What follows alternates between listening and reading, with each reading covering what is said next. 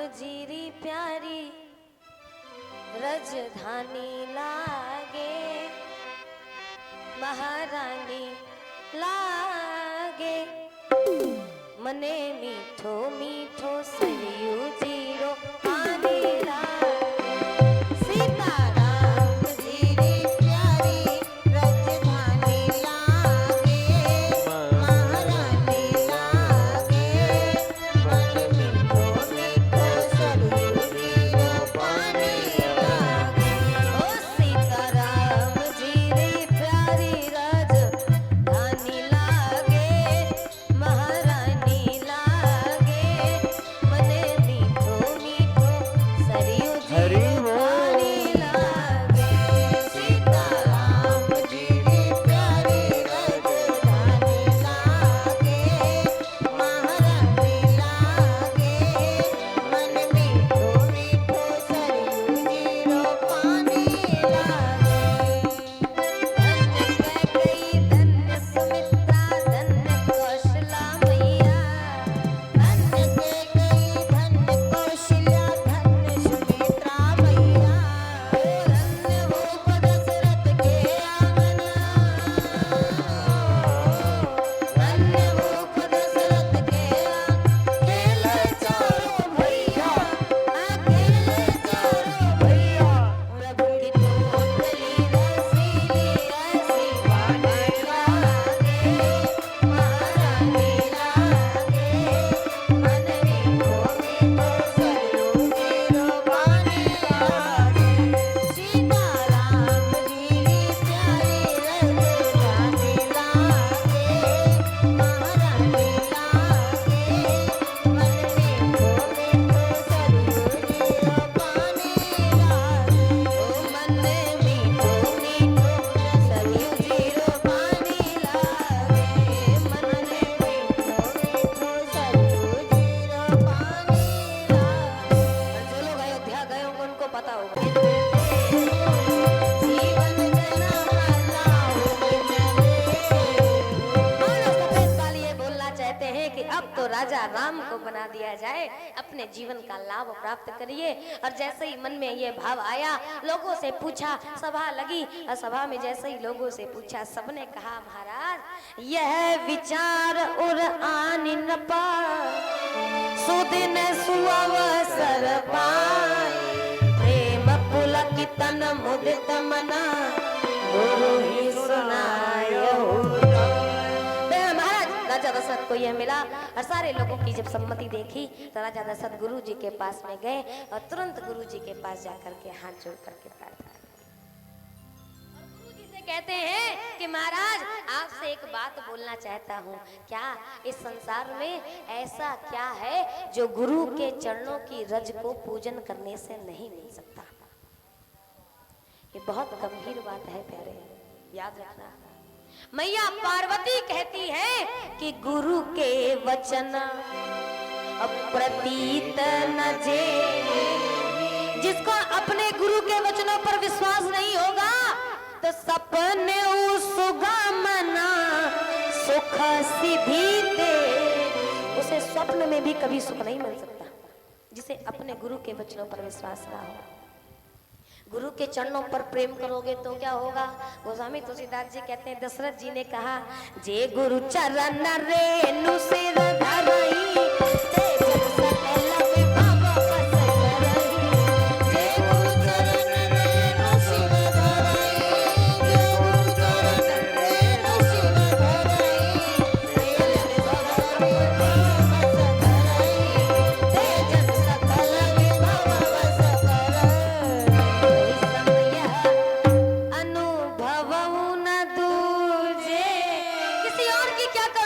मैंने खुद एक्सपीरियंस किया है। सब पायो रज पावनी। आपके चरणों की धूल का पूजन करके इस संसार में सब कुछ पा गया, सब कुछ पा गया। गुरु ऐसा बनाना चाहिए। आप वचनों पर विश्वास तो करो। सप्तऋषियों ने कहा पार्वती से कि नारद के वचन जो सुनते हैं ना, नारद सिख जे सुनई नर नारी, तो अवश्य होई तजी भवन हाथ में कटोरा लेके भीख मांगना पड़ेगा। अब तो हमारी बात मान जाओ। पार्वती कहती है कि आप अपनी बात करते हो, आप अपनी बात करते हो, पर नारद बचन ना मैं परिहरा, मैं नहीं छोड़ूंगी। अरे तुम्हारा घर बिखर जाएगा, उजड़ जाएगा। पार्वती मैया कहती है भवना बसया उजड़े नहीं डरा। ऋषियों ने कहा अगर भगवान शंकर स्वयं आकर कह दे तो? मैया पार्वती कहती है कि सब कुछ तो कर लूंगी पर नारद के वचनों को नहीं छोड़ूंगी। चाहे दुनिया की बात छोड़ो, एक बार नहीं 100 बार आकर के भगवान शंकर मुझसे कहें, लेकिन तब भी मैं नारद के वचनों से विश्वास आप कहीं 7 बार नहीं छोड़। गुरु के वचनों पर विश्वास होना चाहिए, और जब तक गुरु के वचनों पर विश्वास नहीं होगा तब तक संसार में कुछ होने ही वाला नहीं। और आजकल के शिष्य भगवान ही मालिक। पहले के जमाने में गुरु से चेला डराया करते थे, आजकल के जमाने में चेला से गुरु डरते हैं। ऐसा ना हो एक झापड़ मार दे तुरंत घर में कया हुए और घर वाले जाए या FIR दर्ज। और सच बताऊं, संसार की वास्तविकता यही है कि जब से इस समाज ने शिक्षक के हाथ से छड़ी छीन ली है, तभी से इस समाज का गर्त में जाना निश्चित। तब से ये संसार में जा रहा है। पहले की शिक्षा प्रणाली कितनी अच्छी होती थी कि 9th का बच्चा 10th का बच्चा भी अगर चाहे तो इंटरमीडिएट तक के छात्र को पढ़ा सकता था। ये शिक्षा पद्धति। और आजकल का इंटर कर ले, इंटर वाले को नहीं पढ़ा पाएगा, नहीं पढ़ा पाएगा। पिताजी हमारे बताया करते हैं कि बचपन में जब हम लोग छोटे छोटे थे तो ये मोटे मोटे इतने सारे गट्ठर भर बेशर्मा के डंडा, हमारे उसको बेशर्म बहुत पतली होती है, हरी हरी, और जब पड़ती है ना तड़ाक से बहुत तेज पड़ती है। तो भगवान का धन्यवाद है हम कभी जिंदगी में मार खाए नहीं। पिताजी हमारे बताए इतने बड़े गट्ठर भर लगा कर रखते, और सुबह सुबह से प्रसादी शुरू हो, ऐसे हाथ फैलावे बिना गिनती के 1 2 3 4, लड़का ऐसे करे 1 2 3 4 खाते चला जाए। 40-50 इकट्ठा मारते थे, और मारे मारे अगर गलती से 4 छूट जाए, 40 मारने हो और गलती से 4 छूट जाए तो नाचते नाचते कक्षा में प्रवेश करते। और एक पूछ दे आज बहू पिटे हो और तुम हंस रहे हो, इतना पिटे हो हंस रहे हो, तो लड़का क्या कहता था इतना थोड़ी पिटे, कह क्यों, कह 4 बच गए। 36 खाए इस बात का दुख नहीं है, लेकिन 4 नहीं खाए इस बात की खुशी। और तब गुरुओं का भी दायित्व था कि जो बच्चा कमजोर होता था तो अपने घर में रख करके उस बच्चे को पढ़ाया करते। कभी शिक्षा का मोल नहीं किया, कभी शिक्षा को बेचा नहीं, और जब से यह शिक्षा बेचने लग गए तभी से समाज का पतन, तभी से पतन हो गया। बड़ी अच्छी बात किसी ने कही है कि आजादी की बेल सदा संगीनों के साए पर पलती है। आजादी की बेल सदा संगीनों के साए पर पलती है, और इतिहास उधर चल देता है जिस ओर जवानी, इतिहास उसी तरफ चल देता है जिस ओर युवा पीढ़ी जाती है। और हमारी आजकल की युवा कहाँ जा रही है, क्या पढ़ाई में मन नहीं लगेगा, पूजा पाठ में मन नहीं लगेगा, आई एम डिस्को डांसर इसमें मन लगेगा, 4 जगह 4 लोगों के साथ बैठ के मस्ती करने में मन लगेगा, पर 4 लोगों के 4 बुजुर्गों के पास बैठ करके अनुभव सीखने में मन। ये हमको रामचरितमानस सीखो। गुरु वशिष्ठ के पास गए, और गुरु वशिष्ठ के पास जैसे ही गए कहा आपके चरणों की रक्त से सब कुछ पा गया, और अब एक चीज चाहता हूँ। क्या चाहते हो? कहे महाराज मैं तो बस इतना ही चाहता हूँ कि राम को राजकुमार बना दिया जाए, राम को भावी राजा घोषित करना चाहता हूँ। और जैसे ही मन में यह भाव आया गुरु वशिष्ठ प्रसन्न हो गए, और प्रसन्न होकर के कहा राजन बेगी विलंब न करिए न साजिए सब ही समान। अरे तो शुभ मुहूर्त तो बताओ। वशिष्ठ जी ने कहा सुदिन सुमंगल तब ही जब राम हो, वही दिन अच्छा होगा वही मुहूर्त अच्छा होगा जिस दिन राम राजा बन जाए। विलंब मत करो, जल्दी जाओ। और जैसे ही ये कहा तो मुदित महीपति मंदिर आए, मुदित महीपति मंदिर आए, सेवक सचिव सुमंत बुलाए, सेवक सचिव सुमंत बुलाए। पहली आज्ञा किससे मांगी? कहे गुरु से। और गुरु जी ने आज्ञा दे दी। आन हरसी मुनीस कहऊ मृदुबानी, आनहु सकल सुतीरथ पान। पहले गुरु जी से आज्ञा मांगी, गुरु जी ने स्वीकृति प्रदान कर दी। दूसरा किससे पूछा? कहे पंचों से पूछा।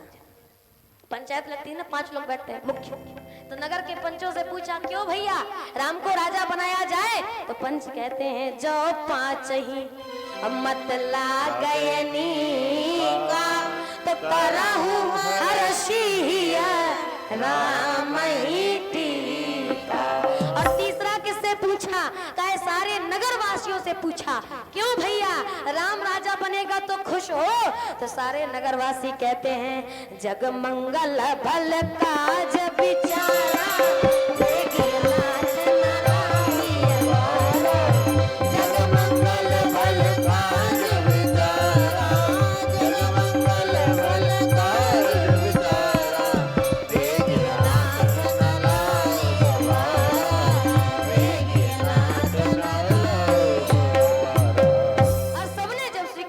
कर दी। तो कहा लाओ और नगाड़े बजाना शुरू करो। क्यों? सुनत राम अभिषेक सुहावा, बाज गागा अवध बधावा, अभिषेक सुहावा, अभिषेक सुहावा, बाज गागा अवध बधावा, बाज गागा अवध बधावा। बाजे बजने प्रारंभ हो गए और जैसे ही बाजे बजे तैसे ही गुरु वशिष्ठ जी महाराज को तुरंत बुलाया। किसने बुलाया? बड़ी प्यारी चौपाई है प्यारी, विद्वत जन समाज ध्यान से सुनिए। गोस्वामी तुलसीदास जी ने लिखा कि तब नर नाह वशिष्ठ बुलाए, राम धाम सिखा देन पठाए। चौपाई कितनी गजब की लिखी। किसी ने गोस्वामी तुलसीदास जी से कहा है महाराज वशिष्ठ राजा दशरथ के गुरु हैं और गुरु का सम्मान ऐसे कर रहे हैं कि उनका नाम लिख रहे हैं। अरे गुरु लिख देते चल जाता, स्वामी लिख देते चल जाता, प्रभु लिख देते चल जाता, लेकिन क्या लिखा? तब नर नाह वशिष्ठ बुला। अरे वशिष्ठ जी कर देते तब भी चल जाता, लेकिन सीधा ठेठ नाम लिखा, सीधा नाम लिखा। तो क्या मर्यादा को भूल गए राजा दशरथ? शिष्य है। गोस्वामी तुलसीदास जी ने कहा भैया अगर शिष्य ने बुलाया होता तब तो गुरु लिख देते, लेकिन किसने बुलाया? कहे शिष्य ने नहीं बुलाया, दशरथ ने नहीं बुलाया। कहे कौन बुला रहा है? कहे राजा बुला रहा है, राजा। तब नरनाह। और जब राजा बुलाता है तो राजा के लिए सारी प्रजा उसके लिए बराबर होती। फिर क्या गुरु क्या चेला? तो जब राजा ने बुलाया है तो वशिष्ठ जी महाराज को बुलाया है, लेकिन बुलाया तो किसी ने वशिष्ठ जी से कहा कि आप न जाते, आप कहे चले गए, जिसकी अटकी है वो खुदा ही आवेगा। वशिष्ठ जी महाराज ने कहा अगर चेला ने बुलाया होता तो मैं न जाता, लेकिन राजा की आज्ञा हुई है और राज आज्ञा का पालन करना प्रजा का धर्म होता है, मैं जाऊंगा। और गए।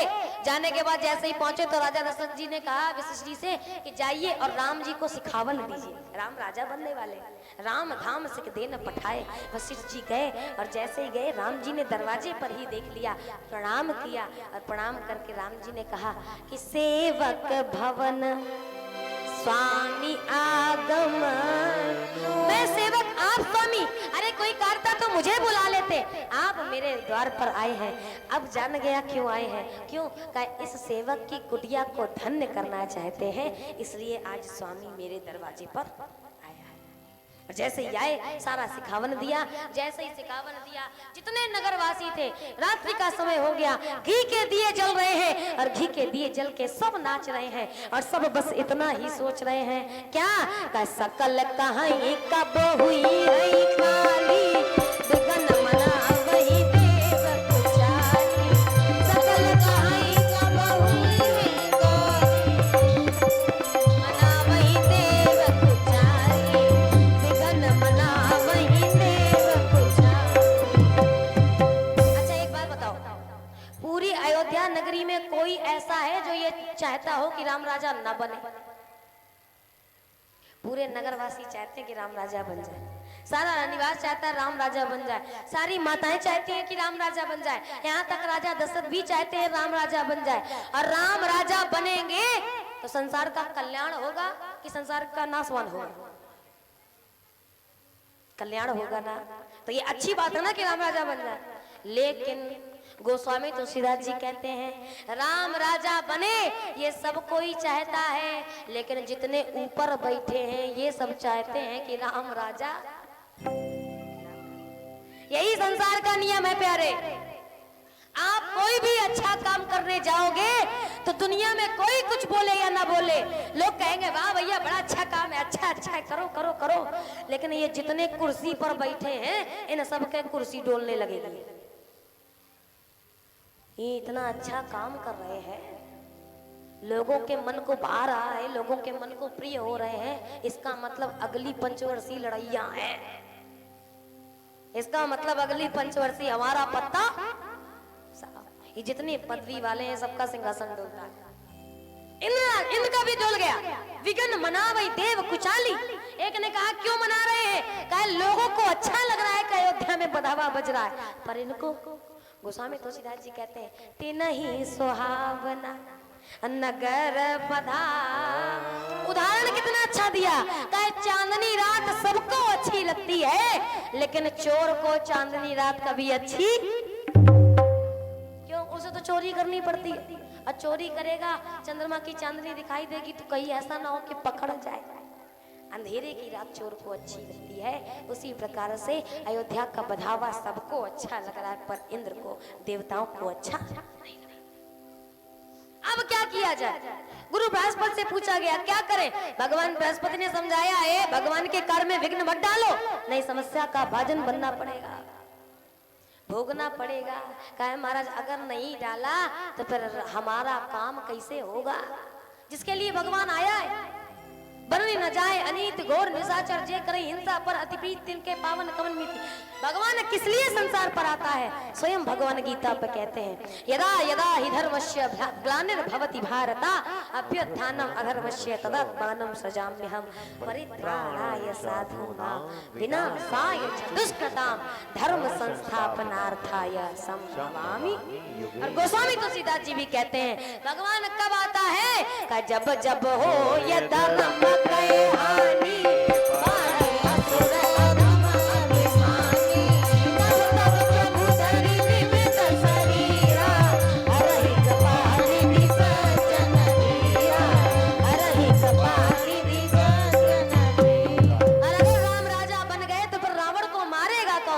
रावण नहीं मरा तो संसार से अनीति जाएगी कैसे?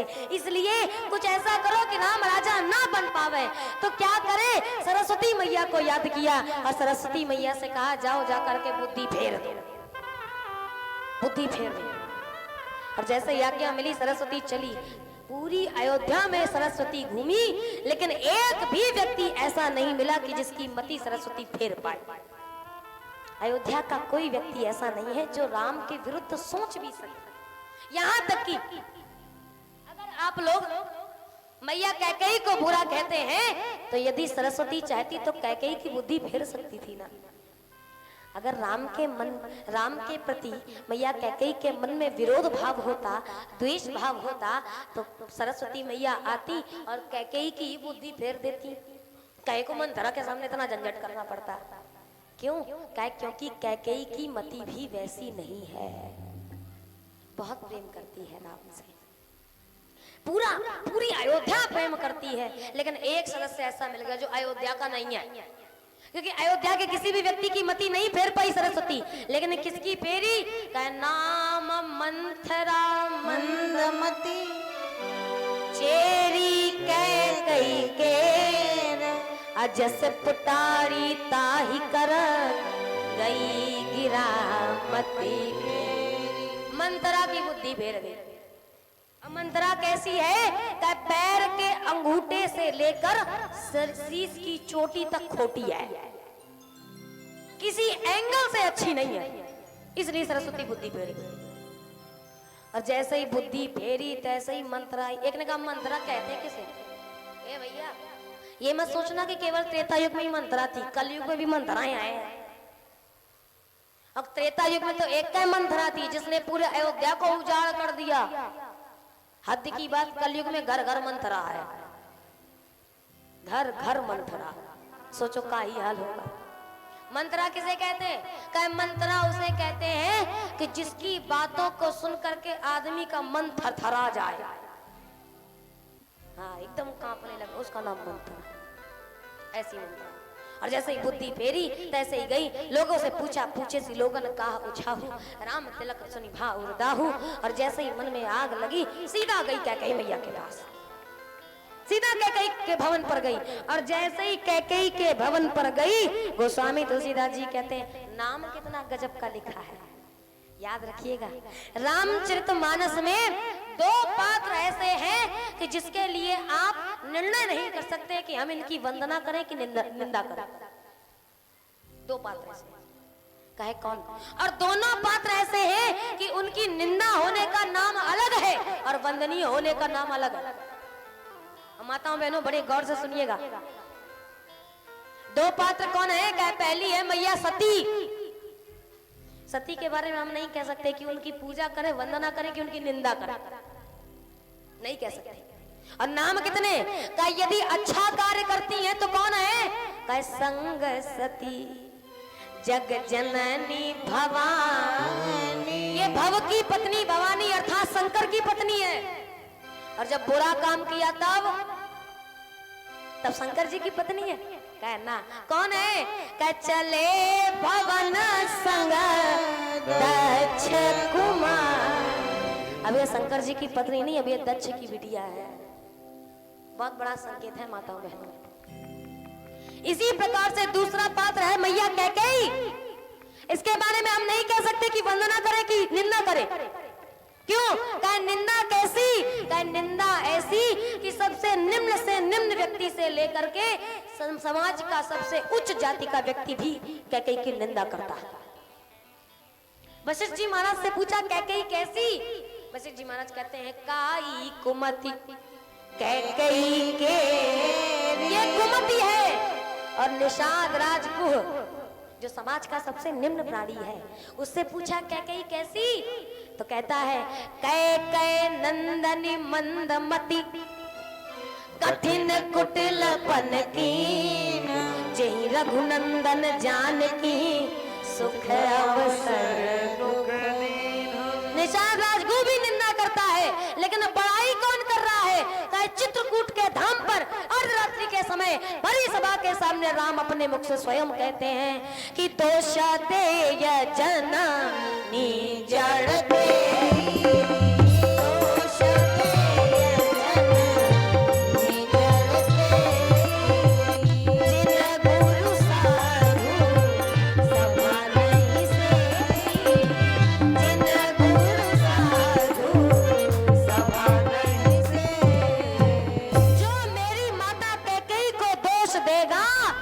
तो समझ लेना कि उसने जीवन में कभी साधु संतों की सत्संगत ही नहीं। और याद रखिएगा, इसके पहले राम जी ने मैया कैकेयी को माँ कहा है, माँ तू कहा है। लेकिन जब मैया कैकेयी ने वरदान मांगा है ना, तो राम जी का संबोधन बदल गया है, बदल गया। अब माता नहीं कहते, क्या कहते हैं? और हमारी संस्कृति में कहा जाता है कि अगर किसी बात को कोई 3 बार कह दे तो उसमें ठप्पा लग जाता है, पक्का हो जाता है। जैसे कोई व्यक्ति बोल दे तलाक तलाक तलाक, 3 बार बोल दे तो फिर, अब तो योगी जी की मेहरबानी है कि ऐसा नहीं होता, पहले ऐसा ही होता है। 3 बार कोई भी चीज को बोल दे तो संकल्प हो जाता था कि वो वही है। और मैया कैकेयी को राम जी ने 1 बार नहीं 3 बार माता नहीं क्या कहा है, कहा जननी शब्द से संबोधित किया है। और याद रखिएगा माता से बड़ी पदवी जननी की होती है। माता तो हम किसी को भी कह देते हैं, किसी को भी, कोई भी हमसे बुजुर्ग होंगी माता के समान होंगी माता कह देंगे, लेकिन जननी किसे कहते हैं, कहा जिसने अपने गर्भ से हमको जना उसको जननी कहते हैं।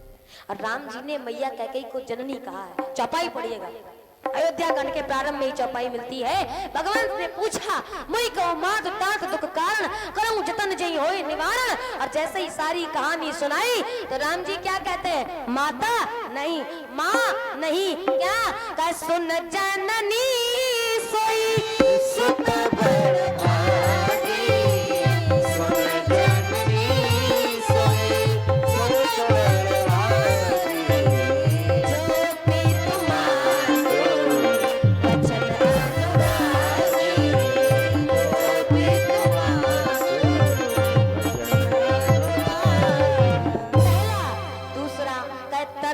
मातु पितु तोषनिहारा दुर्लभ जननी सकल संसार। 2 और तीसरा मुनिगण मिलन विशेष बना सबहि भांति हित मोर तेहि महापितु आयसु बहुरी सम्मत जननी। तो 3 बार जननी कहा है। अब आप बताओ कि मैया कैकेयी वंदनीय है कि निंदनीय? वंदनीय होती है तो नाम क्या आता है, का ये कैकेयी नंदनी नहीं है, कह कौन है, कह भरत मातु पही गई बिलखानी। भरत मातु पही गई बिलखानी, का अनमनी हसी कहा हसी रानी, का अनमनी हसी कहा हसी रानी। अभी राम से प्रेम करती है तो नाम भरत की माता है, और जब राम के लिए वनवास मांग लेती है तो नाम कैकेयी की बेटी हो जाता है। माताओं बहनों, अगर कोई अच्छा कार्य करोगी तो ससुराल का नाम होगा, किसकी पत्नी है, फलाने की पत्नी है, किसकी बहू है, फलाने की बहू है, किसकी माँ है, फलाने की माँ है। और अगर बुरा काम कर लोगी तो फिर नाम किसका होगा, कहे किसकी बिटिया है, फलाने की बिटिया। अच्छा काम करोगी तो पिता का नाम नहीं होगा, लेकिन यदि बुरा काम कर लोगी तो फिर पिता का ही नाम बदनाम होगा, पिता का नाम खराब होगा। अभी कौन है, भरत माता। और जैसे ही गई तो कितने स्टाइल देखो, ऐसे पहचान होगी मंथराओं की। आप कैसे जानो कि कौन मंथरा है, कौन हमारे घर को तोड़ने के लिए आई है। और मंथरा की पहचान करनी है तो एक का काम करती मंथरा और कुछ नहीं करती। क्या करती है, कहा जैसे ही मैया कैकेयी के पास में गई तो एक काम कर रही, क्या उत्तर दे ये नहीं। मैया कैकेयी ने पूछा क्या बात है, कहे कि मारे उदास हो, तो उत्तर नहीं दे रही है। अब क्या कर रही है,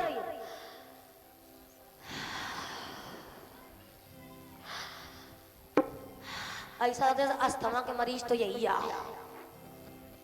क्या कर रही है, उत्तर दे ये नहीं और ले ये उसा, बड़ी बड़ी सांसें भर रही है। और क्या कर रही है, कह नारी चरित कर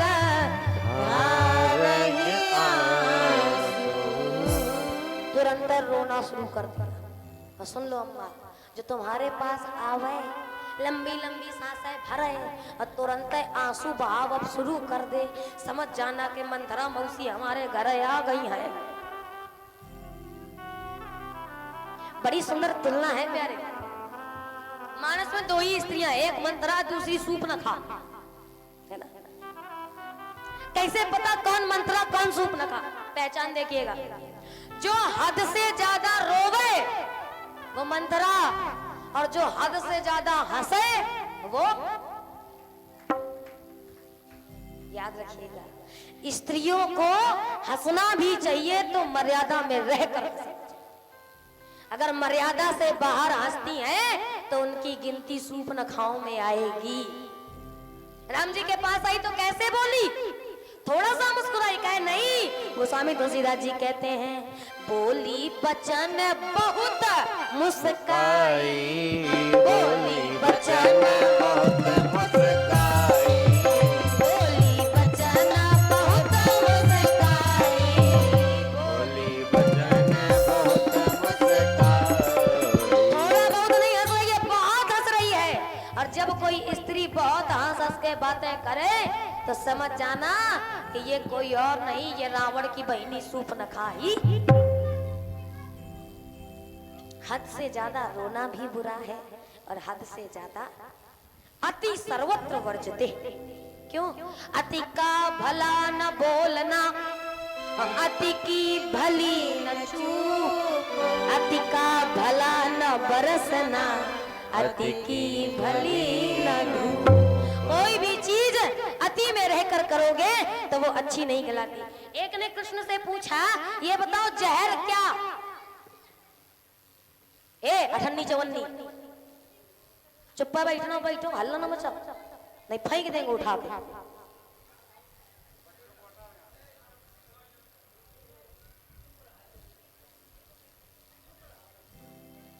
यहाँ से हटाइए इन बच्चों को, यहाँ से। चुपचाप बैठ के सुनो, सुननी हो तो। बोलिए शंकर भगवान की जय हो। कृष्ण भगवान से किसी ने पूछा कि जहर क्या? तो कृष्ण भगवान कहते हैं हर वो चीज जहर है जो आवश्यकता से अधिक, हर वो चीज जहर है जो मात्रा से अधिक होती है। मात्रा में रहकर शराब भी हो तो शराब भी दवा का काम जहर नहीं है। मात्रा में रह करके काम हो, क्रोध हो, लोभ हो तो वो जहर नहीं है, पर यदि मात्रा से ऊपर बढ़ गया तो फिर वो जहर बन जहर बन जाए। ये जहर होता है अति कहीं पर अच्छी नहीं। मंत्रा खूब रोवाई। आज का अम्मा कैसे रोती? अरे हमार अम्मा ऐसे मंत्रा रो रही। और जैसे ही रोई कैकेयी ने बहुत प्रकार से पूछा क्या बात है, रो क्यों रही हो, परेशान क्यों हो? उत्तर नहीं दिया तो कैकेयी को भी घबराहट हो गई। और घबराई क्यों? घबराई और प्रश्न क्या किया? इतना प्रेम करती है मैया कैकेयी राम से।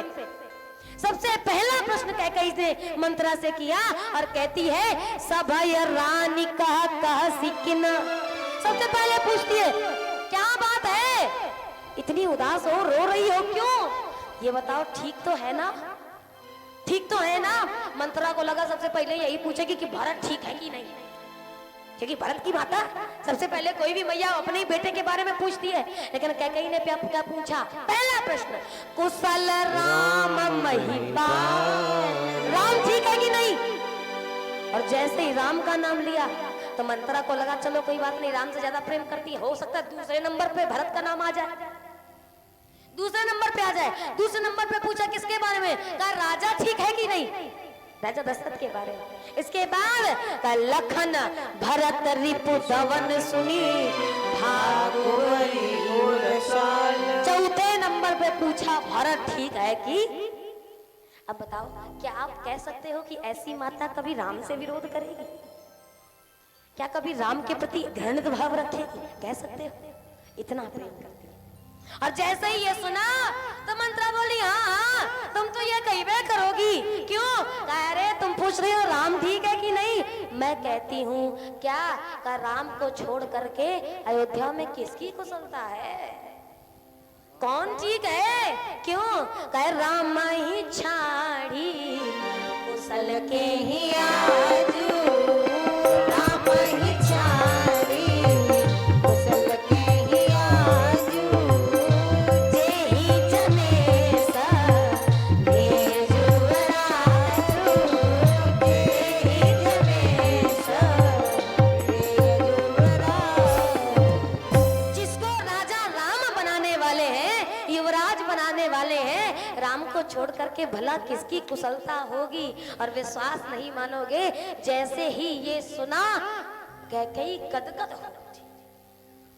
और गदगद होकर के कैकेयी मंत्रा से कहती है ए मंत्रा यदि तेरी ये बात सत्य है तो बता तुझे आज क्या चाहिए, बता तुझे आज क्या चाहिए? मैं वो सब कुछ दूंगी। इतनी अच्छी खबर तूने मुझे सुनाई है कि राम युवराज बनने वाला है और आगे चल के राम राजा बनेगा। इससे अच्छी बात क्या ही हो सकती है।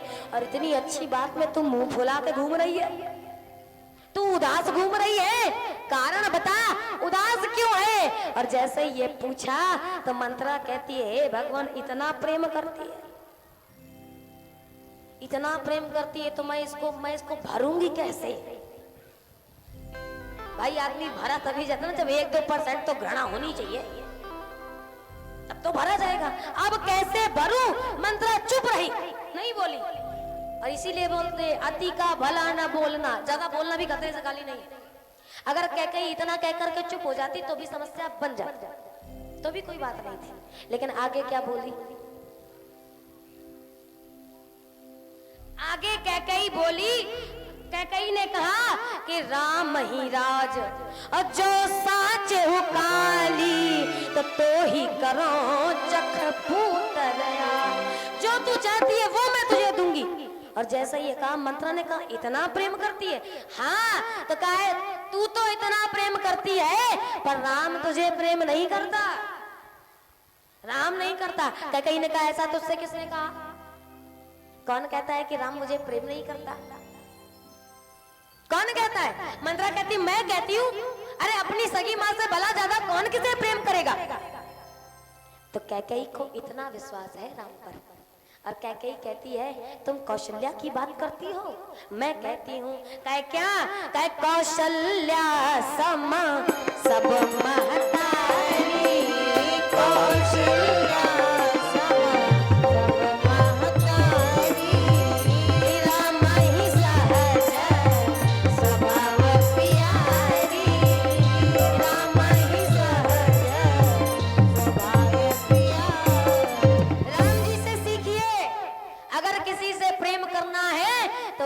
प्रेम करिए कि जिससे भी व्यक्ति पूछ दे कि भैया किससे प्रेम करते हैं तो आदमी यही कहे कि सबसे ज्यादा प्रेम तो हम ही से करते हैं। ऐसे सबके साथ व्यवहार करना चाहिए, सबको प्रिय है। इतना बोलती तब भी चल जाता, लेकिन आगे क्या बोलती है? आगे कहती है मुंह पर कर स्नेह बिसेखी, मैं करी प्रीत परीक्षा देखी। मुंह पर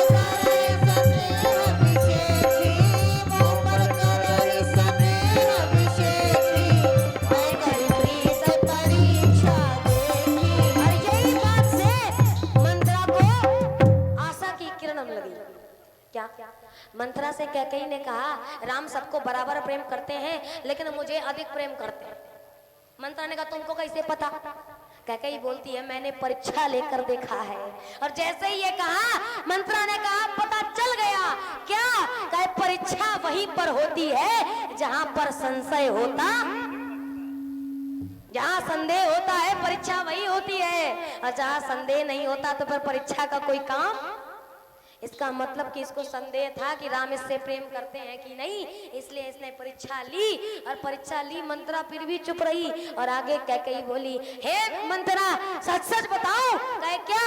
कहे अगर मैं कुछ मांगना चाहती हूँ, भगवान मुझे कुछ दे, तो मैं भगवान से यही मांगना चाहती हूँ कि अगले जन्म में जब मैं बन करके आऊं तो राम और सीता मेरे बेटे और बहू हो, या राम सिय पूत पतोहू। मंत्रा ने कहा इसका मतलब कि इस जन्म में राम और सीता को ये अपने बेटा और बहू नहीं मानती, तभी तो अगले जन्म के लिए मांग रही है। अरे यदि यही जन्म में मांग ले तो फिर मान ले, तो अगले जन्म में मांगने की क्या जरूरत है? मंत्रा ने कहा समझ गई। कहे क्या? कहे इसके मन में पक्का है कि राम के प्रति थोड़ा सा तो संशय है और इसी का फायदा उठाऊंगी। और उठाया फायदा। मंत्रा ने ऐसे कान भरे, ऐसे कान भरे और इतना मुख देखा, मलिन देखा। तो फिर कैकेयी ने बोला आज के बाद अगर ऐसी वाणी अपने मुख से निकाली तो जीभ कढ़ा लूंगी, जीभ काट लूंगी। और जैसे ये कहा तो मंत्रा चुप हो गई। कैकेयी बोली अब तो कुछ बोल। तो बोली बोलू कैसे? क्यों? कहे भगवान ने कुरूप बना दिया है तो वैसे ही दूसरे के बस में कर दिया है, अब किसका बल पा करके बोलू? तुम्हारा बल था तो तुम भी मेरे विपरीत हो, तुम भी मेरी बात से समर्थन नहीं रखती हो, तो अब किसका बल पाकर के बोलूं? और कोई भी राजा बने, भरत बने, राम बने, हमें क्या फायदा? हम तो दासी ही बन के रह जाएंगी, हम कौन सा रानी बन जाएंगी। लेकिन एक बात बताएं देवी, क्या देखो ऐसे मन तरह बातें करती है। हाँ बिल्कुल गौर से सुनना। एक बात बताएं देवी, क्या हमारा स्वभाव है ऐसा कि हमसे दूसरों का दुख देखा नहीं जाता, दूसरों का दुख नहीं देख सकते, इसलिए तुम्हारे पास आई थी कि तुमसे तुम्हारा दुख नहीं देखा जाएगा। राम राजा बन गए तो तुम दुखी हो जाओगी। कैकेयी ने कहा मैं कैसे दुखी हो जाऊंगी? राम के राजा बनने में तो मुझे प्रसन्नता है, मैं कैसे दुखी? अरे रानी, वो दिन गए जब राम तुमसे प्रेम करते थे, अब दिन नए हैं और दूसरे दिन हैं। याद रखना, समय पाकर तो मित्र भी शत्रु हो जाता। तो फिर कौन सी गारंटी है कि आज कल तुमसे राम प्रेम करते थे तो आज भी करते होंगे? और सही बताएं क्या जो सूर्य कमल को पाल पोस करके बड़ा करता है, जिस सूर्य की किरणें पड़ करके ही कमल खिलता है, उसी सूर्य की तेज किरणों से कमल मुरझा भी जाता है। तो ये मत समझना कि राम तुम्हारा प्रेमी है, राम तुम्हारा हितैषी है तो सब कुछ अच्छा ही अच्छा करेगा। अगर राम राजा बन गया तो क्या होगा? कहे तुम ही न सोच सुहाग बन, निज बस जानहु राम, मन मलिन मुँह मीठन पर राहुर सरल स्वभाव। और तुम्हारा इतना सरल स्वभाव है कि तुमसे कोई कुछ भी कह दे तुम कर देती हो। लेकिन एक बात बताएं, क्या कहे मैंने देखा है अगर राम राजा बन गया तो तुमको बहुत दुख होगा। उदाहरण कितना अच्छा दिया, कहती है किस प्रकार से? कद्रु विनतई दीन दुख, तुम ही कौशला दे, भरत बंदी ग्रह से लखन राम के। तुमको कौशल्या अपनी दासी बना लेगी, भरत को जाकर के जेल में बंद कर देगी, लक्ष्मण राम के साथ रहेंगे और तुम्हें सेवा करनी पड़ेगी। और याद रखिए, इस संसार में माताओं बहनों को एक दफा मौत भी अच्छी नहीं लगती है, मौत भी एक दफा सहन कर लेगी, लेकिन लकड़ी की भी सौत बर्दाश्त। हकीकत की बात तो छोड़ी, कहते हैं है मौत बुरी लेकिन अच्छी, एक ही बार तो आती है, मौत से सौ तरह बुरी, जीवन भर हृदय जलाती है। मौत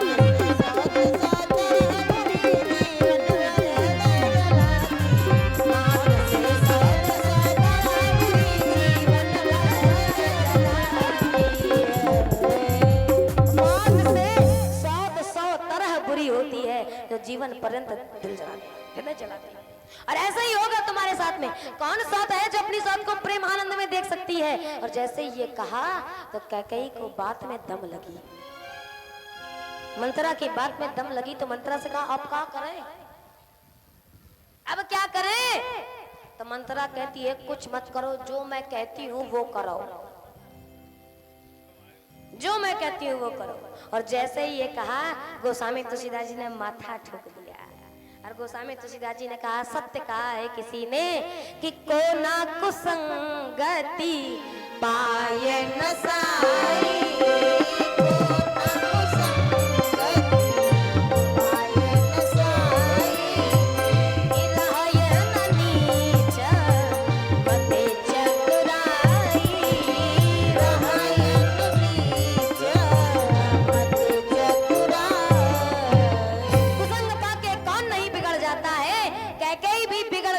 मंत्रा को गुरु बना लिया, अपना चेली बन गई। और जैसे ही शिष्या बनी तो कहे क्या करूं? कहे तुम्हारे 2 वरदान राजा दशरथ के साथ में थाथी में रखे हैं।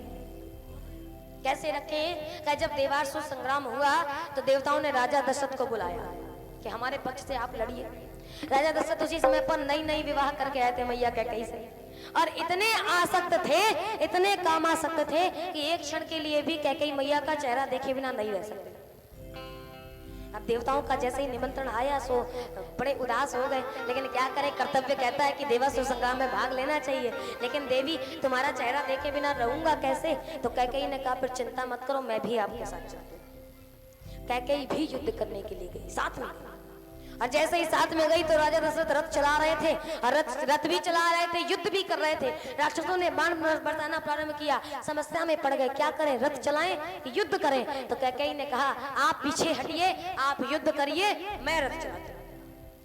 और कैकेयी मैया पूर्ण छत्राणी है, उनको सारे गुण है छत्राणी के अंदर। रथ चलाना प्रारंभ किया और जैसे ही रथ चलाया, इधर दशरथ जी युद्ध कर रहे थे और युद्ध करते रहे। अचानक से देखा कि दशरथ जी के रथ का पहिए की जो कील होती है वो निकल गई। और जब कील निकल गई, कैकेयी की नजर पड़ी तो कैकेयी ने कहा कि यदि ये पहिया निकल गया तो फिर इनका मरण ही हो जाएगा और ये युद्ध रुकना नहीं चाहिए। इसलिए मैया कैकेयी ने एक हाथ से रथ हाँका और दूसरे हाथ की 2 उंगलियों को उस कील की जगह पर लगा। और जैसे ही लगाया युद्ध समाप्त हुआ, देवता जीत गए। तो अंततोगत्वा जब दशरथ जी को पता चला कि 2 उंगली लगा करके इसने मेरे प्राणों की रक्षा करी है, तो वरदान स्वरूप दे दिया कि तू मुझसे 2 वरदान। कैकेयी ने कहा मुझे कुछ नहीं चाहिए, मेरे पास सब कुछ है। तो कहा ठीक है, उधार रहा, अब आगे चल के जब भी समय आए सो मांग लेना। मंत्रा ने याद दिला दिया और कहती है कि वरदान मांगना। कैकेयी से ने पूछा क्या मांगू? मंत्रा कहती मैं बताती हूँ क्या मांगो। कहे क्या? कहे सुतहि राज राम ही बनवासु, राम को वनवास, अपने बेटे को तिलक मांगना। और मांगना कब? कहे तब तक मत मांगना जब तक राजा दशरथ राम जी की 100 बार सौगंध ना खा ले। और जब सौगंध खा ले तब मान जाना। इतना सिखा करके भेजा। कैकेयी गई, को भवन में जा करके लेट गई। मोटा पुराना वस्त्र पहन करके कैकेयी मैया लेटी है, इंतजार कर रही है। अब इनको इंतजार करने दो, कल बड़ी ही पावन भगवान श्री राम के वनगमन और भरत चरित्र की चर्चा हम आप लोग श्रवण करेंगे, जिसे रामचरितमानस का प्राण कहा जाता है।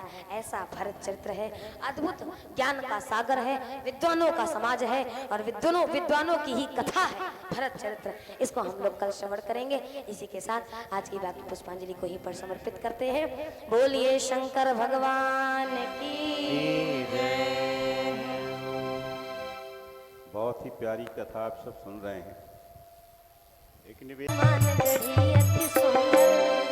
छोटी छावनी रंग महल हनुमान गढ़ी अति सुंदर, स्वयं जगत के मालिक बैठे,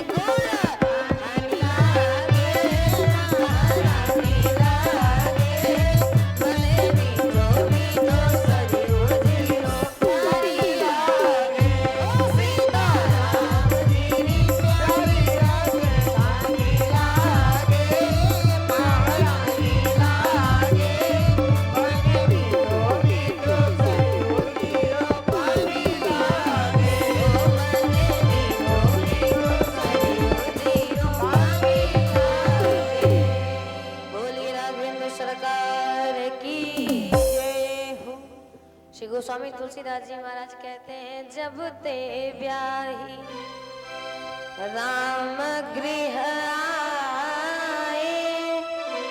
नित नव मंगल मोद बधाए। एक भी दिन ऐसा नहीं जाता है जिस दिन कोई नया मंगल उत्सव नहीं मनाया जाता। नित नव मंगल मोद बधाए, जब से भगवान आए। और जैसे ही चारों भैया अपने चारों पत्नियों के साथ में आए, भैया कौशल्या से किसी ने पूछा कि जब बहू घर में आती तो उसको नेक दिया जाता है, तो नेक क्या दे रही हो? और जैसे ही समाचार मिला कि भैया नगर निकट बारात सुनी आई, बारात आ गई है। और जैसे ही बारात आई, राजा दशरथ सब लोग आ गए, भीतर आए, प्रवेश किए। कौशल्या मैया से किसी दशरथ जी ने पूछा ये बताओ कौन आया है, कौन आया है? कौशल्या मैया कहती बहू आई है। और कौन आया है? बेटा बहू आए।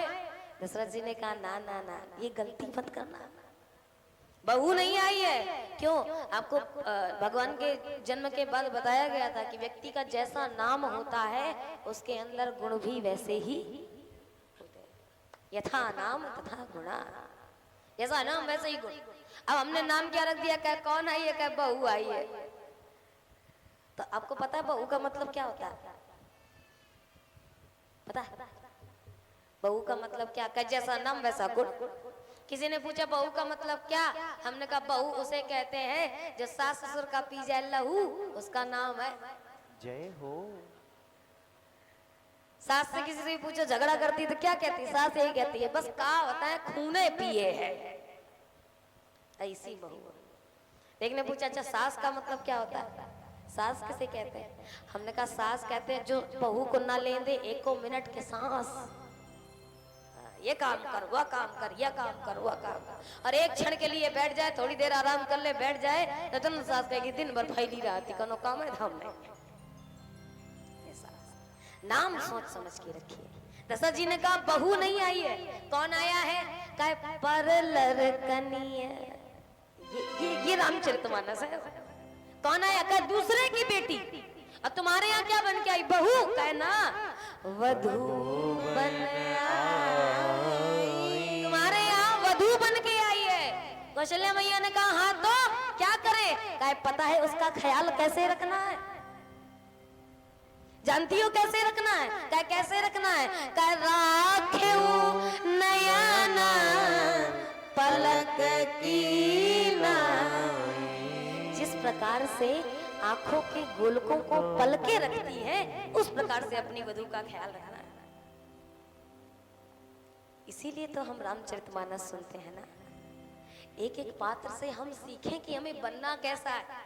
एक मैया थी, अच्छा किसी से पूछ दो कि भैया चलो कथा चल रही है, तो बूढ़ी अम्मा कहेंगी तुम बहुओं से कहती हैं तुम जाके क्या करोगे, हम जा रही हैं कथा सुनने, तुम घर का काम देखो। कई होंगी ऐसी और आती होंगी। एक जगह पर कथा चल रही थी रामचरितमानस की कथा, पिताजी कथा कह रहे थे, एक बूढ़ी अम्मा घर में बात हुई तो कहा अम्मा हम कथा सुनिए, अगर इतना क्या करिए कथा सुन के, हम जाती हैं। अम्मा बढ़िया टिप टॉप साड़ी वाड़ी पहन के कथा में आई, और जैसे ही कथा में आई तो कथा कहाँ चल रही थी। क्या इसीलिए कहते हैं कि परिवार सहित कथा सुननी चाहिए, हर किसी के मतलब की बात यहाँ मिलती है। सास आई, सास जैसे बैठी थी तो पंडित जी कथा सुनाने लगे, और कथा कहाँ की चल रही थी? क्या मैया जानकी को मैया सुनैना अपनी गोद में बैठा करके बता रही थी, सिखा रही थी कि ससुराल में जाना और क्या कहना। और मेरा मानना यही है प्यारे कि आजकल हर माता बहन को अपनी बेटियों को यही सिखाना चाहिए, ये शिक्षा दीजिए। बड़ा प्यारा गीत है और वो गाती हैं, कहती हैं मैया जानकी को जिस प्रकार से मैया सुनैना ने सिखाया, ऐसे हम आप भी अपनी बच्चियों को सिखाएं और बताएं। क्या मानिए दुलारी मेरा कहना, इस भांति रहना जाके ससुराल। कैसे रहना? का सब कुछ पड़ेगा बेटी सहना, पर कुछ मत कहना जाके ससुराल। छोड़ के चली है बेटी बाबुल का अंगना, छोड़ के चली है बेटी बाबुल का अंगना। संग की सहेली तेरे जाए कोई संग ना, संग के सहेली तेरे जाए कोई संग ना। अपने घर की आन बान रखना बेटी स्वाभिमान, अपने घर की आन बान रखना बेटी स्वाभिमान। लज्जा है बेटी तेरा कहना, इस भांति रहना जाके ससुराल में। मानिए दुलारी मेरा कहना, इस भांति रहना जाके ससुराल में। कैसे रहना? कई सास भी मिलेगी, ससुर भी मिलेंगे, नंद देवर जेठ जेठानी सब मिलेंगे, तो उनके साथ कैसा व्यवहार करना? साधा कहता है माता के समान अपनी सासू जी को जानना, माता के समान अपनी सासू जी को जानना। पिता के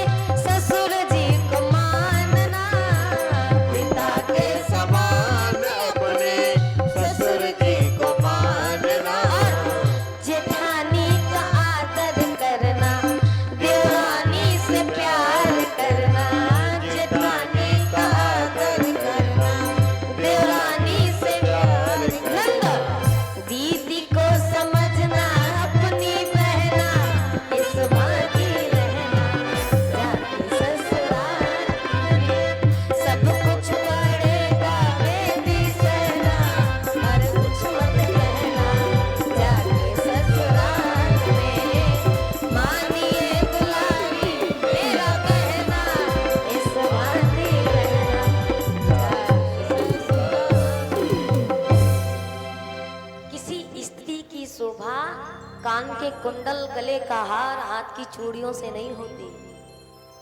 ये आभूषण नहीं होते एक गृहिणी के। आभूषण कौन? कहे लज्जा है बेटी तेरा गहना। लज्जा जो होती है वो व्यक्ति का गहना होता है, वो श्रृंगार होता है। और जो स्त्री अपना लज्जा बेच खाती है तो फिर उसके लिए कोई भी आभूषण उसे सुसज्जित नहीं कर सकता। ये सिखा मैया सुनैना कहती है, सास ससुर कैसे करे, पति रुख लखी आए सुअनुसरे। सास बैठ करके कथा सुन रही थी तो सास ने सोचा, हे भगवान, यह कथा तो हमारी बहू का सुनो चाहिए। सास आई थी कथा सुन, हे भगवान, ये कथा तो हमारी बहू को सुनना चाहिए। तुरंत फड़फड़ भागी और घर गई। घर जाकर के बहू से कहती है, बिटिया कहा बताया, वह जमीन में बैठा रहे, हमारे पाँव बहुत पिरा रहा, ऐसा करता है जाता कथा सुना। और जब तक बहू तैयार हुई, तैयार होकर के पंडाल तक आई, तब तक कथा आगे बढ़ गई। कहीं किसी एक के लिए रुकी थोड़ी रही। अब आगे बढ़ गई, कहाँ पहुंच गई? कहीं यहीं आ गई। और जैसे यही अब बहू सुनने के लिए बैठी तो बहू क्या सुन रही है कि ससुर साहब अपनी सास से कह रहे हैं, ससुर दशरथ जी कौशल्या से कह रहे हैं, कहे बहू को कैसे रखना? कहे पर लरकनिया अब धूबन आई, राख्यू नयना पलक कीना। और सच्चाई यही है प्यारे, मैया कौशल्या के यहाँ पर मैया जानकी को कभी धरती में पैर नहीं रखना पड़ा है। सबकी गोद में खेली है मां जानकी, धरती पर कठोर भूमि पर कभी पैर तक नहीं रखा, इतना प्रेम दिया है। और जैसे ये सुना तो फिर बहू कहती है, भगवान यह कथा तो हमारी सास का सुनो चाहिए कि बहू के साथ कैसे रहो। इसलिए कहते हैं कथा में आप, ये रामचरितमानस हमको सिखाती है व्यवहार कैसा करें। राम का व्यवहार विवाह के बाद भी कैसा है? गोस्वामी तुलसीदास जी कहते हैं, सब विधि सब पुर लोग सुखारी, रामचंद्र मुख चंद्र निहारी। सब विधि सब पुर लोग सुखारी, सब विधि सब पुर लोग सुखारी, रामचंद्र मुख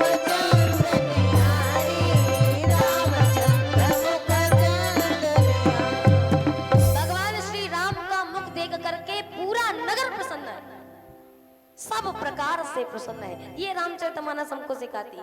अरे किसी और चीज में छोड़ो हो, आचरण की बात छोड़ो, अगर रामचरितमानस का भोजन भी है ना तो वो भी हमको कुछ सिखा के जाता है। जब भगवान की ससुराल में भगवान गए और जब जेवनार करवाया तो किसी ने पूछा क्या खिलाया? बढ़िया पनीर बर्गर खवाया होगा, बढ़िया चाउमीन खिलाई होगी, बढ़िया पूरी कचौड़ी चली होगी। ना, कौन बराती क्या खा रहे हैं? असकियां यही बात सुना कर गाली भी देती है। किसी ने पूछा ये बताओ कि बारात लिए तो जा रहे हो लेकिन तिथि का पता है कि विवाह कब होना है? तो हकीकत बात तो यही थी, किसी को पता ही नहीं था कि विवाह कब होना, किंतु विवाह तिथि किसी को ज्ञात ही नहीं थी। तो किसी ने पूछा कि तो इतनी जल्दी से आकर के बारात क्यों आ गई, इतनी जल्दी से बारात क्यों आ गई? तो जैसे ही पूछा तो मिथिला वाले कहते हैं हम बताते हैं, हमसे पूछो हम बताते हैं। कहे क्यों आए? कहा इसलिए आए कि मन में सोच रहे होंगे कि कहाँ सूखी रोटी खा रहे हैं, मिथिला में बारात में जाएंगे तो बढ़िया खाने को मिलेगा। सखियां कहती है मिथिला में बहु व्यंजन मिलेंगे। तो लक्ष्मण जी ने कहा कहे तुम तो ऐसे बता रही जैसे अयोध्या में सब भूखे मर रहे हैं, कुछ खाने को ही नहीं है क्या? कहे है ना। कहे क्या? कहे यहाँ मरी गए सत्तू खात, अयोध्या में बस सत्तू मिलता है, चना के अलावा और कुछ नहीं मिलता। एक हमारे सोच रहे होंगे कि बढ़िया मिथिलापुरी में जाएंगे बढ़िया बढ़िया खाने को मिलेगा, और हकीकत बात यही है। चार लोग होते हैं और अपने अपने मामले की चीज देखते हैं। क्या? बाप देखता है सम्मान। अगर कहीं पर कोई व्यक्ति विवाह करता है, अगर अपना बालक का संबंध कहीं पर करता है तो ऐसी जगह पर करता है कि अगर वो जाए तो चार लोग कहें कि फलाने के समधी। बाप देखता है सम्मान, अम्मा देखती है धनवान। कुछ हो चाहे ना हो लेकिन पैसा हो चाहिए, कहे हमारी बिटिया की ख्वाहिशें पूरी कराए। बाप देखता है सम्मान अम्मा देखती है धनवान और बिटिया देखती है गुणवान। सोचती भले ही 2 वक्त की रोटी मिले लेकिन लड़का अच्छा हो ना, क्वालिटी होनी चाहिए। लेकिन एक और महाशय होते हैं जो एक और चीज देखते हैं, क्या कहे पिता देखे सम्मान, माँ देखे धनवान, बिटिया देखे गुणवान और बराती देखे पकवान। बरातियों को ना दूल्हा से मतलब ना दुल्हन से, उनको तो ये मतलब है कि खाने में पनीर है कि नहीं, और पनीर नहीं तो कहीं है बारात खराब, खाना तंग नहीं ढंग से बनवा। राम जी की बारात में क्या मिला? गोस्वामी तुलसीदास जी कहते हैं सुपोदन सुरभि सरपी। सूप, सूप का मतलब ये नहीं जो आजकल हम पीते हैं, सूप का मतलब दाल, और ओदन माने होता है चावल। सुपोदन सुरभि सरपी, सुरभि सरप का मतलब गाय का घी, दाल चावल और उसमें गाय का घी। एक ने कहा ये बरातियों का खाना है। अयोध्या वासी कहते हैं ऐसा खाना तो हमारे यहाँ बच्चे खाते, बरातियों को धर दिया। अरे बढ़िया पूरी कचौड़ी लाते तब आनंद कुछ और आता। तो किसी ने जनक जी से पूछा ये बताइए क्या आपको यही मिला था भोजन करवाने को, यही करवाओगे? तो कहा क्यों करवाएंगे, क्योंकि इस भोजन के माध्यम से भी संकेत देना चाहते हैं। और संकेत क्या देना चाहते हैं? कहते हैं दाल मिले से दिल खिले और चावल से शुभ चित्त। दाल मिले से दिल खिले, चावल से शुभ चित्त और घी से हो स्निग्धता यह जीवनार। दाल खाने से दिल खिलता है, चावल से चित्त खिलता है और घी से चिकनाई आती है, स्निग्धता आती है, इसलिए यह जीवनार निमित्त। तो किसी ने कहा अच्छा पूरी कचौड़ी खिलाए बाकी लोग खिलाते हैं तो कहते हैं ये जीवनार निमित्त अस मिलत रहे प्रिय गोद और पूरी कचौड़ी में प्रथम तोड़ा तोड़ी। चावल दाल मिलाकर के कोई खिलाएगा तो क्या करोगे? दाल चावल मिला के खाओगे ना, और जब मिला के खाओगे तो मानो संकेत देना चाहते हैं जिस प्रकार से दाल और चावल एक दूसरे में मिल गए, इस प्रकार से हमारा परिवार और आपका परिवार भी एक दूसरे से मिल जाए। अब आजकल पहले क्या कहते हैं, सीधे पनीर उठाया पूरी उठाई, और पूरी खाते हैं तो पहले गौर तोड़ ताड़ के खाते हैं। तो कहा जब जेवनार ही तोड़ने वाला है तो फिर संबंध का ही ना टूटेंगे, संबंध भी टूटेंगे ना। ऐसा भोजन भी सिखाता है, ये राम जी का आचरण है। और राम जी क्या कार्य करते हैं? गोस्वामी तुलसीदास जी कहते हैं कि आयश मांगी करय पुर काजा, देख चरित हरस मन राजा। आयश मांगी करय पुर काजा, आयश मांगी करय पुर काजा, देख चरित हरस मन राजा, देख चरित हरस मन राजा। राम जी के आचरण को देख देख करके राजा दशरथ दिल से प्रसन्न हो रहे हैं। और याद रखिएगा तिवारीपुर के नौजवानों, आप अपने आप को तब सुपुत्र समझिएगा जब आपके कारनामे सुनकर के आपके पिता को गर्व हो। रास्ते पर चले जाओ और लोग कह दे कि ये फलाने का बेटा जा रहा है, देखो कितना अच्छा है, कितना गुणवान है, तो समझ जाना अगर किसी के बाप से कोई कहे अरे भैया ये तो फलाने के पिताजी हैं, फलाने के पिताजी है, हाथ जोड़ करके सम्मान करे तो समझ जाइएगा कि मेरा जीवन सफल हो गया। ये सुपुत्र की पहचान है। और सेंटेंस वही रहता है लेकिन भाव बदल जाते हैं। कोई व्यक्ति अगर बुरा काम करे तो अगर उसका बाप निकल जाए तो कहेंगे अरे भैया फलाने का बाप आ जा रहा। सेंटेंस वही है लेकिन भाव बदल गया। और कोई अच्छा व्यक्ति कोई अच्छा काम करते तो कहेंगे अरे भैया फलाने का बाप जा रहा है। ऐसा कार्य करो। और राम जी का कार्य कैसा है? किसी ने किसी से कुछ कहा नहीं, लेकिन जितने अयोध्या वाले उनके मन में बस एक ही अभिलाषा चल रही है। क्या कहे? सबके उर अभिलाष असर काहि मनाई महेश, आप अछत युवराज पद राम ही देहु नरेश। राजा दशरथ स्वयं अपने मन से ही राजा राम को परमानेंट युवराज बना दे, यही हमारी ख्वाहिश है कि आगे चल के राम राजा बने। सबके मन में अभिलाषा है। और उसी समय पर गोस्वामी तुलसीदास जी कहते हैं घटना घट गई। क्या हुआ? कहे एक समय सब सहित समाजा, राजसभा रघुराज विराजा। एक समय सब सहित समाजा, एक समय सब सहित समाजा, राजसभा रघुराज विराजा, राजसभा रघुराज विराजा। राय सुभाय मुकुर कर लीना, राय सुभाय मुकुर कर लीना, बदन विलोक मुकुट समकीना। राय सुभाय मुकुर कर लीना, मुकुर कर लीना, बदन विलोक मुकुट समकीना। श्रवण समीप भय सित केसा, श्रवण समीप भय सित केसा। मनहु जरत पनस उपदेसा, श्रवण समीप भय सित केसा, श्रवण समीप भय सित केसा। मनहु जरत पनस उपदेसा, मनहु जरत पनस उपदेसा। एक बार राजा दशरथ बड़ी समाज में बैठे हुए थे, सारी सभा लगी हुई है और सारी सभा लगी है, सारी सभा भगवान राजा दशरथ की बड़ाई कर रही है। आप ऐसे, आप ऐसे, आप तो बड़े महान हैं, जिनके पुत्र इतने महान हैं, और सब बड़ाई कर रहे हैं। उसी समय पर राजा दशरथ ने शीशा लिया और बड़ी सभा में अपना चेहरा देखने लगे। अब अच्छा एक बात बताइए, जैसे हम आपके यहाँ पर कथा कहने के लिए आए, अगर हमें तैयार होना है तो कमरे में जाएं, चाहे 4 घंटा शीशा देखें, कोई मतलब नहीं। लेकिन यहाँ आए और आने के बाद शीशा उठाएं और अपना चेहरा देखें, फिर कहें आई एम वेरी ब्यूटीफुल। अच्छा लगेगा?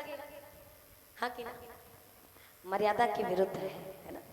कि कोई भी काम करना बंद कमरे में कर लीजिए, बाहर सभा के बीच में मर्यादित होकर के रहना पड़ता है। तो राजा दशरथ से किसी ने कहा कि कई कमरे से सच के नहीं आए थे क्या? तैयार होके नहीं आए थे क्या? और सभा में आकर के आप शीशा देख रहे हो, क्या ये मर्यादा है? क्या ये मर्यादा है? तो दशरथ जी कहते हैं, भैया अगर बात मेरे जैसे राजाओं की होना तो हर व्यक्ति को ऐसा ही करना चाहिए। बड़े गंभीर होकर के सुनिएगा।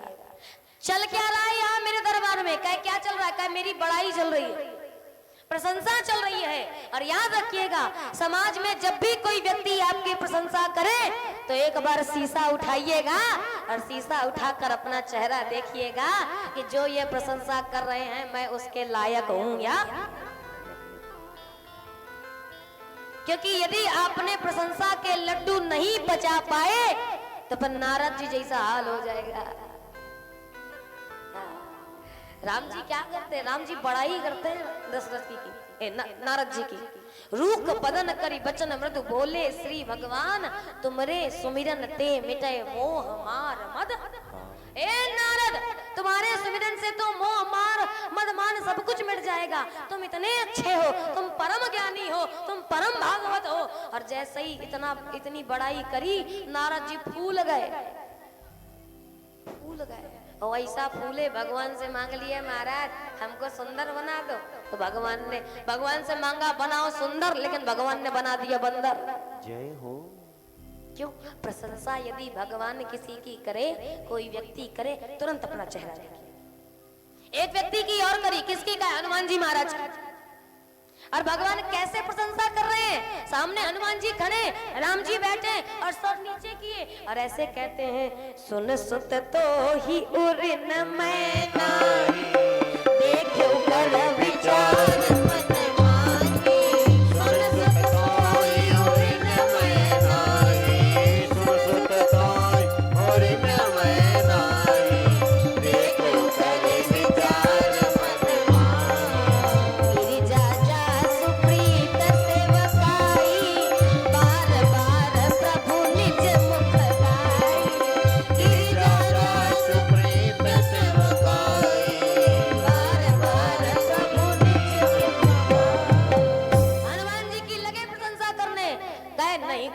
समान उपकार।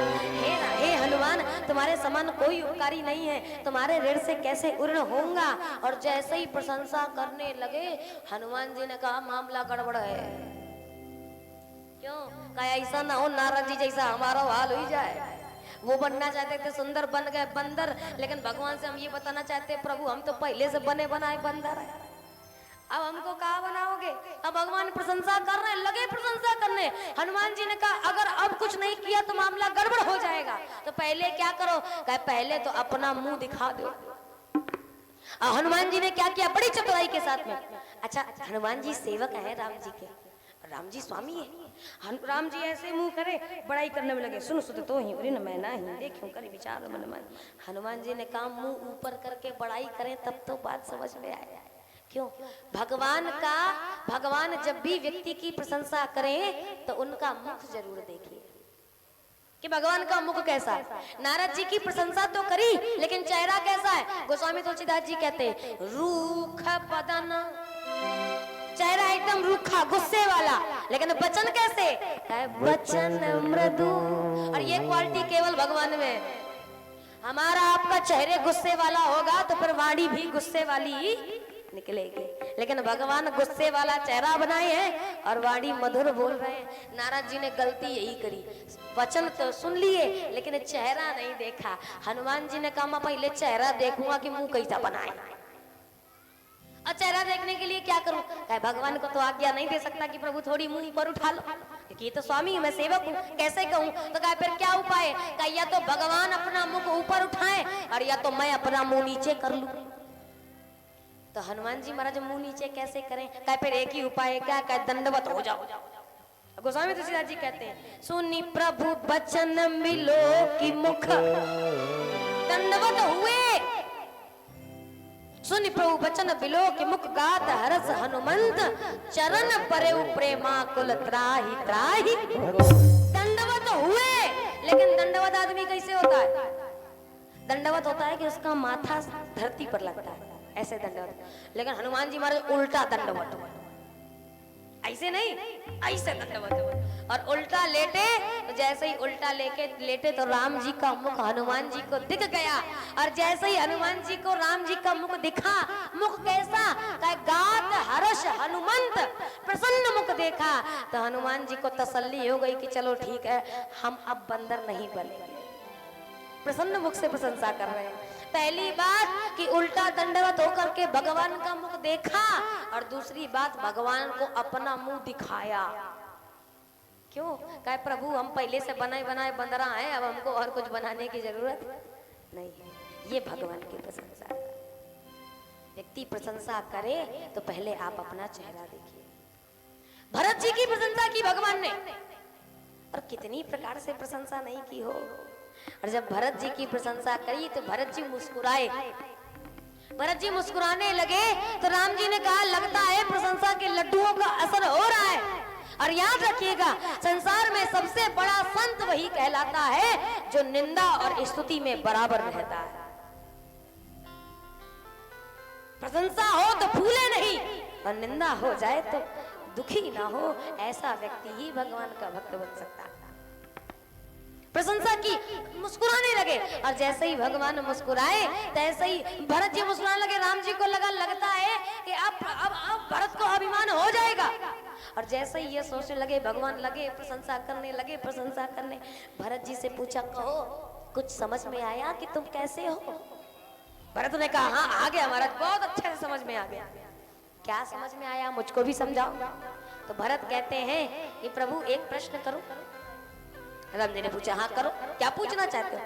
भरत कहते हैं प्रभु मैं आपसे ये पूछना चाहता हूँ कि तोता बहुत अच्छा बोल लेता है, बहुत अच्छा बोल लेता है, इतना अच्छा बोल लेता है कि जो भी व्यक्ति उसकी वाणी को श्रवण करता है मंत्रमुग्ध हो जाता है, इतना अच्छा बोलता है।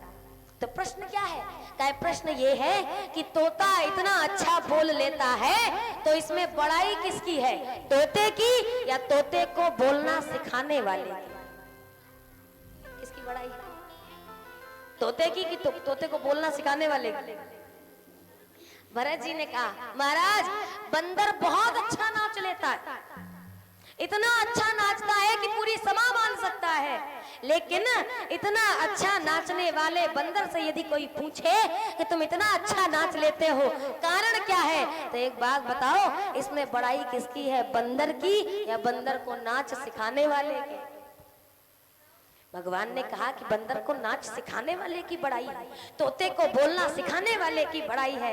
और जैसे ये सुना तो चरणों में गिर गए भरत जी, और भरत जी ने कहा प्रभु उसी प्रकार से आप जो ये मेरी प्रशंसा कर रहे हो ना, इसका पात्र मैं नहीं, बड़ाई मेरी नहीं, मुझे ये सब सिखाने वाले तो आप हो, तो बड़ाई तो आपकी है प्रभु, मेरी नहीं है। ये भगवान की प्रशंसा है। और जब भी प्रशंसा हो तो अपना मुख देखिए, हम क्या उस लायक हैं जो व्यक्ति कह रहा है। क्यों कभी कभी आदमी झूठी प्रशंसा भी कर देता है, अब हो नहीं ऐसे लेकिन प्रशंसा करेगा, कब का, जब सत्ता पे बैठे होगे तब। हाँ, कुर्सी पे बैठे हो और कोई भी व्यक्ति आ जाए तो भला मुंह पे कोई बुरा बोलेगा, सब अच्छा अच्छा बोलेंगे, भैया बड़े अच्छे, भैया बढ़िया, पीठ पीछे जाएंगे, हाँ हम सब जानित हैं, हमका सब पता है कैसे हैं। झूठी प्रशंसा भी करता है। इसलिए दशरथ जी संकेत देते हैं, यदि कोई व्यक्ति आपकी बड़ाई करे तो चेहरा देखिए अपना, क्या मैं उस लायक हूं? और देखा तो आश्चर्य में भर गए, क्या का मुकुट टेढ़ा है और लोग प्रशंसा कर रहे हैं, पर किसी ने ये नहीं बताया कि महाराज आपका मुकुट टेढ़ा है, थोड़ा सीधा, बताया नहीं बताया। ये संसार ऐसा ही है प्यारे, जब तक पदवी में बैठे रहोगे लोग प्रशंसा करते रहेंगे, और इतनी प्रशंसा करेंगे, तब तक प्रशंसा करेंगे जब तक तुम नीचे गिर नहीं जाते, जब तक सर से मुकुट गिर नहीं जाता, जब तक पंचवर्षी पूरी नहीं हो जाती, तब तक प्रशंसा होगी। और जैसे ही मुकुट गिरा नहीं, तैसे ही व्यक्तियों के भाव भी बदल, शब्द बदल जाएंगे। किसी ने नहीं बताया, अपने आप जैसे ही मुकुट सीधा किया तैसे ही नजर पड़ गई, कहाँ, श्रवण समीप भयसित के कान के पास के बाल सफेद हो गए, और जैसे ही सफेद हुए तैसे ही किसी ने कहा संकेत ले रहे हो, हाँ क्या, क्या मनाहू जलटपन अस उपदेश। याद रखिएगा, जिस व्यक्ति को कुछ सीखना होता है तो वो छोटी छोटी बातों से भी सीख लेता है, और जिसे नहीं सीखना होता है तो चाहे खोपड़ी के बल खड़े हो जाओ, लेकिन वो सीखने वाला। एक बाबा जी थे, बाबा अपने नाती को अपनी गोद में खिला रहे थे, छोटा सा नाती गोद में खेल रहा था, बाबा की दाढ़ी पकड़ के तोतली भाषा में बोले बाबा बाबा, बड़े बड़े प्यार से बोले बाबा। उतने में एक संत महात्मा निकले, और जैसे ही संत महात्मा निकले तो बाबा ने तुरंत बोल दिया, संत महात्मा से बोले महाराज इस दुनिया से, संसार से पार होने का कुछ माध्यम बताओ, हम धर्म में कैसे लगे इसका कोई माध्यम बताओ। और जैसे ही पूछा तो वो संत कहते हैं कि मुझसे क्या पूछते हो, तुम्हारा नाती ही तुमको सिखा रहा है, उसी से सीख लो, तुम्हारा नाती सिखा रहा है। कहा महाराज ये क्या सिखाएगा, ये तो बोल ही नहीं पाता, ये तो ढंग से बोल ही नहीं पाता। तो साधु ने कहा कि जितना बोल रहा है उसी से सीख ले। क्या बोल रहा, कहा ये तो बस बाबा बाबा कर रहा है और कुछ नहीं बोल रहा। तो संत कहते हैं बस इन्हीं वाक्यों में पूरा सार निहित है, इसी शब्द में। और संत कहते हैं कि शुद्ध तोतली वाणी में कुछ तो मन में शर्माओ, शुद्ध तोतली वाणी में कुछ तो मन में शर्माओ, नाती कान लगे बाबा अब तो बाबा हो जाओ। नाती बाबा कहने लगे अब तो बाबा बन जाओ। और जैसे ही ये सिखाया, अब बताओ कितनी बड़ी बात है। अगर लेने वाला होता कोई व्यक्ति तो तुरंत बात ग्रहण कर लेता कि नहीं, लेकिन वो महाचतुर, वो कहता है महाराज क्या बताएं, ये जब जब ये नाती हमको बाबा कहता है तब तब मेरा मन करता है कि मैं बाबा बन जाऊं, आज नहीं तो कल अब तो मैं बाबा बन जाऊं। संत ने कहा तो फिर बनते कहे नहीं हो, कहे समस्या है, नहीं बन सकता। क्यों नहीं बन सकते? कहे जब जब ये बाबा कहता है तब तब मन करता है कि बाबा बन जाऊं, लेकिन जैसे ही मन में भाव आता है इसको उतारता हूँ तो ऐसे ही बेटी का बेटा गोद में खेलने लगता है, और बेटी का बेटा गोद में आते ही कहता है ना ना ना ना। तो पर मैं बाबा बनने का प्लान कैंसिल। ये बोलता है बाबा, तो मन करता है बाबा बन जाऊं, लेकिन बेटी का बेटा गोद में आता है सो बोलता है ना ना ना ना। तो फिर मैं फिर बाबा नहीं, नहीं। सीखने वाले तो किसी से भी सीख लेते हैं। बालों से सीख लिया राजा दशरथ ने। बाल क्या सिखाने? अरे बाल क्या संकेत दे सकते हैं हो? राजा दशरथ कहते हैं हमसे पूछो ना। क्या कहे? जब हम बाल थे तब भी ये बाल थे, और हम बुढ़े हो गए तब भी ये बाली है। जब हम बाल थे तब भी ये बाल थे, हम बुढ़े हो गए तब भी ये बाल है, लेकिन अंतर क्या आया? कहे पहले काले थे और अब सफेद। पहले काले थे अब सफेद हो गए। किसी ने कहा ए बालों, तुम तो बड़े गद्दार निकले। क्यों? कहा दुनिया को तो रंग बदलते सुना है, लेकिन तुम भी रंग बदल लेते हो। पहले काले थे तो काले ही क्यों नहीं रहे, सफेद क्यों हो गए? बाल कहते हैं भैया पता है क्यों सफेद हो गया? कहे क्यों? कहे जब तुम छोटे थे तब हम काले थे। क्यों काले थे? कहे इसलिए काले थे कि तुम्हारा मन सफेद, बच्चे का मन बहुत सफेद होता है, तो जब तुम छोटे थे तुम्हारा मन सफेद था तो हम काले थे, अब तुम बुढ़े हो गए हो तुम्हारा मन काला हो गया है तो हम सफेद हो गए।